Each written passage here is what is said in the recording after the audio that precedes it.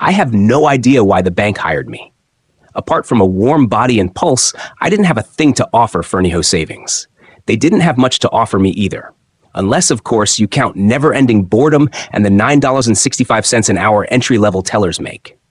To be honest, I didn't even want the job. I was just trying to survive until ski season. Bank tellers are a dying breed that have succumbed to a lethal combination of online banking, electronic deposits, and Square Cash. Unlike my counterparts of the 1950s who actually worked for a living, I spent the majority of my day staring into space.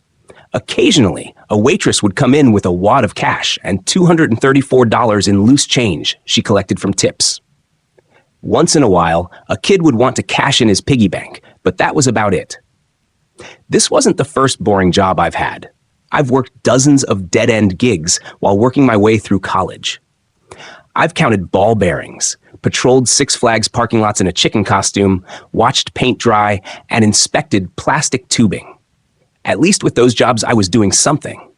Figuring out ways to look busy as a bank teller was a whole new slice of pizza.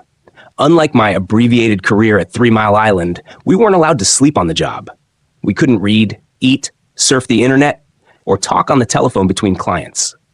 Yet, we were supposed to look busy, lending a professional air to the 3 customers that came in during the day. If it weren't for the robberies, it might have been a boring job. The first thing I tried was imagining everyone who came into the lobby was nude. I learned the technique at a Tony Robbins self-esteem seminar. Then, I tried to see how long I could hold my breath until I fainted. I got up to 3 minutes before the other tellers started complaining about the colors I was turning. After I compared the number of freckles on my left arm with the right, I tried to see if I could touch my brain by pushing my index finger up through my nostrils. The next thing I tried was pretending to be on the phone. We weren't allowed to have our own phones, so I brought in an old headset from my last job and taped the loose end into the cash drawer. The great thing about headsets is no one can tell whether or not you're actually on a call. There's no red light that blinks when you're occupied, like the outside of a confessional, so people tend to leave you alone. Whenever a customer came into the lobby, I'd pretend I was swamped by rolling my eyes, feigning resignation, and making gestures with my hands, as if to say, "I'd love to talk to you, but I'm on the phone with this guy who just won't shut up." If the boss was around, I'd add some compelling dialogue. "If I told you once, I told you 1,000 times, Mr. Mellish. Your daughter came in yesterday with a group of Hell's Angels and cashed your Social Security check. Something about needing money for her next score." I didn't even know she was into music.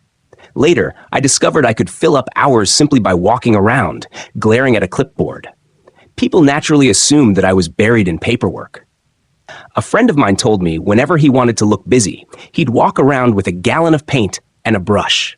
No one walks around with a gallon of paint unless they're in the midst of an important job. Then, there was the Seinfeld episode where George Costanza figured out he could look busy by wearing a scowl. If anyone approached him, he'd let him have it. The technique worked so well, it was adopted by every cop, medical, and CSI show. Of course, the mother of all boredom is the practical joke. Nothing is more dangerous than 12 bank tellers jacked up on caffeine with nothing to do. We'd make the rounds by gluing the manager's telephone to her desk, sawing the legs off tellers' stools, or hiding a dead fish under the new accounts desk. The usual stuff. After a few weeks, the branch manager asked me to come into her office to discuss my struggling performance. "Mr. Fitzgibbons, we've had a number of complaints about your conduct here at Fernie-Ho Savings. The other tellers have complained about the colors you've been turning while sitting at your window. The customers have commented that you appear to be under an enormous amount of stress, yelling on the telephone, pacing the halls, while carrying a bucket of paint and glaring at a clipboard. For God's sake, man, get a grip on yourself. You're just an entry-level teller." She was right. I was under an enormous amount of stress, trying to figure out ways to look like I enjoyed my job. We finally agreed that Fernie-Ho Savings wasn't the place for me. So she managed to wrangle a job for me in the parking lot toll booth.